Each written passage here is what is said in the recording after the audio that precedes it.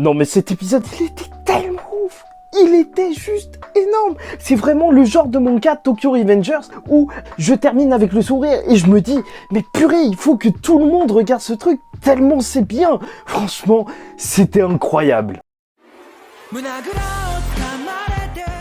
Mesdames et messieurs, ici Chaz et on se retrouve aujourd'hui pour la review de l'épisode 12 de Tokyo Revengers Revenge. Un épisode qui va faire énormément d'émotions. On va passer par la joie, par la tristesse, partout en un seul épisode et c'est ça vraiment la force de Tokyo Revengers. C'est que le rythme est tellement bien placé entre différents types d'ambiance où t'es dans un animé romantique et après t'es dans un animé dramatique. Il y a du drame, il y a une histoire, il y a tout, il y a vraiment tout et je pense vraiment que c'est ça qui fait la force de cet épisode. Mais bon, je vais vous retracer un petit peu le cheminement de tout ça parce que c'était vraiment incroyable pour vous expliquer dans quel état d'esprit incroyable et je pense que vous aussi on était. Ouais, parce que cet épisode donc il s'ouvre sur Naoto et donc Takemichi qui s'en vont aller voir Ina. Ouais, ça y est, enfin le but premier de Takemichi est rempli même si Naoto n'avait pas énormément confiance en lui. La vieille voiture de Naoto nous montre encore une fois le réalisme dans lequel on se trouve à l'intérieur de Tokyo Revengers. Et il a eu tellement de pression le Takemichi que voilà, il y a énormément de tension et c'est vraiment ça aussi la force de Tokyo Revengers. C'est que ce soit dans le passé ou dans le futur ou le présent si tu préfères, à chaque fois qu'on est dans une autre époque, il y a énormément de choses à découvrir et c'est pour ça que notre intérêt, il est toujours lancé. Là, la prochaine fois que Takemichi va retourner dans le passé, on sera quand même à fond et la prochaine fois qu'il retournera dans le futur, on sera à fond parce qu'on aura envie de voir les changements. À chaque fois, on a envie de les voir et c'est vraiment juste énorme. Ça lâche pas du tout notre intérêt en tant que spectateur, mais c'est tellement bon. Bref, voilà, il se rend bien compte que sûrement Ina, elle a changé, elle est devenue adulte. En plus, Naoto, il dit, elle est épanouie maintenant, elle est prof de primaire et tout. Et donc, au début, il imagine de beaux retrouvailles. Takemichi, oui, ce bon vieux petit pervers. Non, plus sérieusement. Mais Takemichi, il a quand même une bribe de souvenir que leur relation s'est terminée avec Ina qui demandait de mettre fin à cette relation. Mais apparemment ça faisait partie de ses souvenirs de la première version du temps et pas de la seconde puisque dans la seconde c'est lui qui l'a plaqué et c'est ce qu'on va voir dans la suite de l'épisode. Takemichi il va carrément changer d'avis, en fait il va se rendre compte que non, il a pas du tout changé, au final il reste quand même un loser, sa vie elle est pourrie. Et il est juste content que Ina puisse être heureuse et vivre sa vie. Et ça a beau être cliché, vraiment énormément cliché. Au moment où il allait sortir de cet immeuble, il tombe nez à nez avec Ina. Et je sais, c'était facile, c'était peut-être sûr pour vous, mais c'était tellement émouvant, tellement d'émotions dans cette scène. Mais c'était juste trop touchant avec ses larmes et tout, même si c'est un pleurnicheur, nous aussi on est avec lui, bien sûr que ça fait plaisir de revoir Ina. Ina qui était censée être morte, ça y est, il la revoit dans le futur comme ça, mais c'est tellement beau.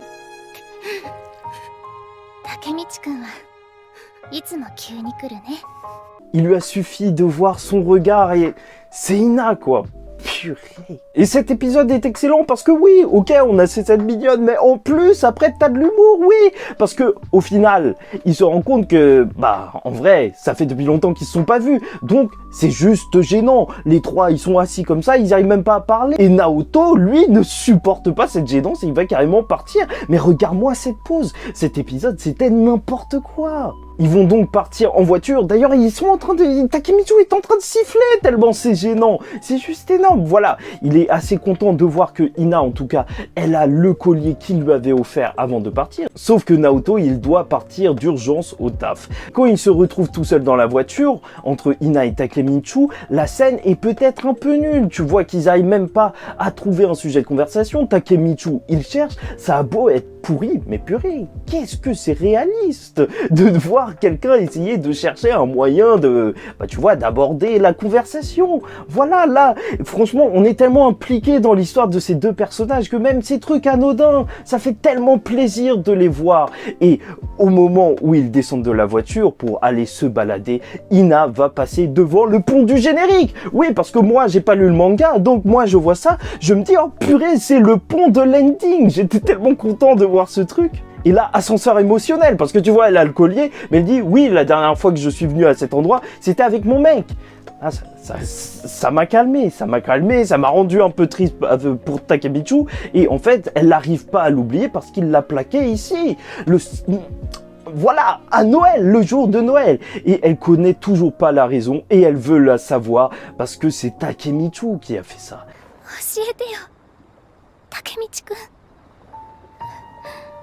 Purée, on ne sait même pas pourquoi. Le passé de Takemichi reste encore une fois un mystère, même si on le connaît bien. C'est vraiment tellement intéressant tout ce qui se passe. Et sa réaction est juste géniale. Allez pisser. Mais c'est vraiment un boss. Franchement, si ça, c'est pas juste magnifique. Non, je suis désolé, je sais que je suis trop excité, mais je viens de voir l'épisode et c'était peut-être juste tellement bien. Bref, en tout cas, il se dit bien qu'il a changé maintenant et qu'il a du courage. C'est ça qui va faire la différence. Il veut sortir et lui dire qu'il aime prendre les choses en main et c'est vraiment une évolution pour le personnage. Pas juste dans son objectif, ça y est, il a changé même au plus profond de son cœur parce que c'est quand même le mec qui était parti de sa ville parce qu'il était en train de se faire maltraiter. Oui, c'était quelqu'un qui avait fui. Non, là, il ne fuit pas, mais en sortant des toilettes, il voit qui? Hanma du Turfu, qui est assez classe. Mais Hanma du Turfu. Et il est assez choqué de voir que Takemichi n'est pas dans la voiture parce qu'il voulait faire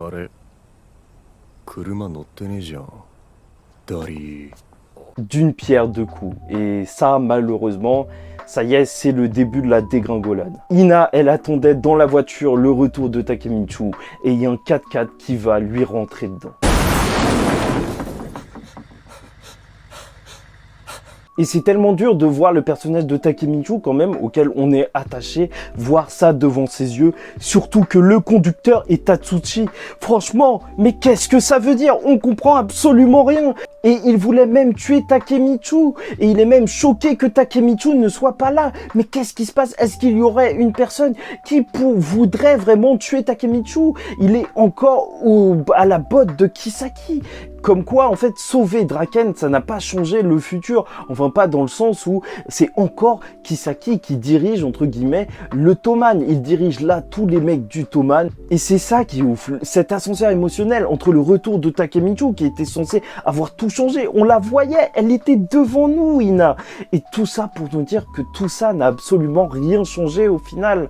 C'est à la fois bien géré et tellement atroce de nous faire ressentir ça. C'est d'autant plus choquant que l'auteur, il arrive vraiment à nous retranscrire les scènes où c'est assez calme, où tu vois Ina et Takemichi, ils sont en train de parler avec Naoto, où tout se passe bien, et d'un coup, sec, on nous ramène à cette réalité. Non, en fait, il a absolument rien changé. Et bien sûr, il va essayer de sauver Ina, et purée, qu'est-ce que cette scène? Mais c'est trop, c'est trop.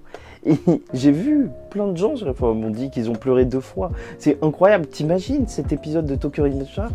Il te fait sentir des émotions à la fois de joie en voyant Takemichi et Ina, et en même temps, dans le même épisode, une émotion mais tellement triste en voyant Takemichi qui est face à Ina, qui est en train de mourir.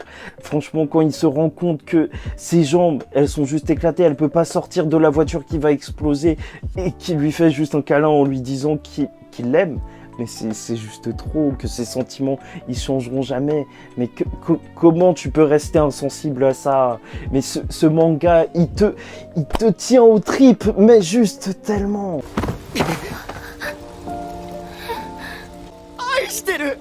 Mais vraiment obliger les personnes qui regardent pas à regarder ce truc. Non, c'est abusé. Et comme si Ina était pas déjà la best girl dans ce manga, bah elle le pousse pour lui sauver la vie. Franchement. Et c'est à ce moment-là que, ça y est, Revenge, Tokyo Revengers, là, Takemichi, il compte bien se venger. Et il a beau ne pas avoir réussi, il n'abandonnera pas. Il trouvera un futur où Ina restera en vie. Et il se l'est promis, il a l'intention de devenir le boss du Toman. Si c'est à cause du Toman qui se passe tout ça, il s'en fout. Ce sera lui le boss. Et ça va être juste incroyable. Et c'est ça le problème avec cette série. C'est juste incroyable. C'est n'importe quoi. Je me demande, en plus je me demande même s'il peut changer quelque chose au final. Parce qu'avec ce changement dans le futur, bon, au final ça a amené aux mêmes finalités. T'as la mort de Hina, t'as la mort d'Atsushi. Est-ce qu'il y aura vraiment un futur différent pour ces personnages? Est-ce que l'histoire de Tokyo Revengers, c'est pas juste une manière pour Takemichi d'accepter ses morts? C'est tellement dur et triste et on sait pas ce qui va se passer. C'est dingue, j'aime tellement cette série et en plus, même quand l'épisode se termine, normalement t'as le seum. Là, l'ending est tellement bon que je ne peux pas avoir le seum. J'espère qu'ils vont pas changer la semaine prochaine. Franchement, là, j'ai envie qu'ils restent avec cet opening et cet ending jusqu'à la fin, mais ils vont sûrement changer parce que ça y est, on passe à la deuxième moitié de la saison, mais c'est triste, c'est tellement bon. C'est bon, les OST, l'histoire, les personnages, tout est bon dans cette série. Je suis désolé si j'ai pas été assez constructif, si j'ai pas parlé assez calmement. Mais purée, qu'est-ce que j'ai aimé. Non mais cet épisode, c'était juste n'importe quoi. C'était juste trop bien. Vraiment. Est-ce qu'au final, il y a un autre bilan que ça à avoir? Il y avait tellement d'émotions, tellement de choses différentes, tellement même de résolutions. Là, je sais, j'ai envie de suivre la suite. Takemichi, il a l'air plus déter que jamais et il m'a emmené dans son histoire. Là, j'ai envie de le voir réussir, mais à 2000%. Non, c'est trop bon. Bref, likez la vidéo, dislikez, faites comme vous voulez. Commentez. Dites-moi que vous avez apprécié cet épisode. Parce que c'est pas possible, le contraire. Et abonnez-vous, parce que chaque semaine, on parle de Tokyo Revengers. Et on va continuer, parce que c'est de la folie. C'est magnifique. Enfin bref, en attendant la semaine prochaine, je vous dis ciao tout le monde. Et paix sur vous.